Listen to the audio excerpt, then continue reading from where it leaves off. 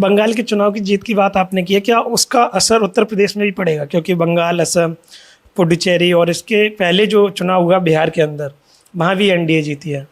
क्या फ़र्क पड़ने वाला है यूपी के अंदर? बिल्कुल। आप देखिए, बंगाल में भी वही चीज़ें फेस कर रहे थे जो उत्तर प्रदेश में 2017 में लोगों ने फेस करी।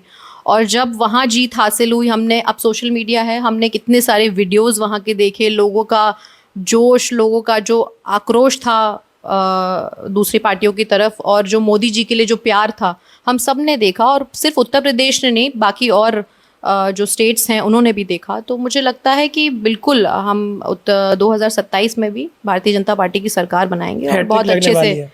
बहुत अच्छे से हैट्रिक लगने वाली है, बहुत अच्छे से हम चुनाव कितनी सीट है? जीतेंगे। 403 में से? क्योंकि और भी लोगों से बातचीत की है, वो 300 बता रहे हैं, कोई 320 बता रहे हैं। हाँ, कुछ 300 ज़्यादा तो हो जाते हैं, वो कह देते हैं 350। नहीं, एक नेताजी तो 300 ऐसे पार मिले है। थे, वो बोल रहे थे 400 की 400 जीतेंगे। नहीं, 300 पार है। फिर तो शीर्ष नेतृत्व है, उन पे भी कुछ चीज़ें छोड़ेंगे, लेकिन हमारी तरफ से 300 पार है उत्तर प्रदेश 300 में। पार। बिल्कुल बिल्कुल। अच्छा, एक बात और करी जाए विधुना की राजनीति के बारे में। यहाँ के कौन कौन से मेन मुद्दे हैं जिनको लेकर आप चुनावी मैदान में आएंगे? देखिए, एज सच हमारे कोई मुद्दे नहीं हैं।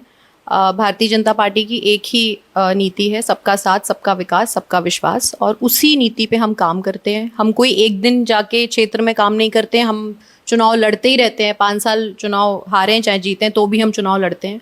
हमारा संगठन है।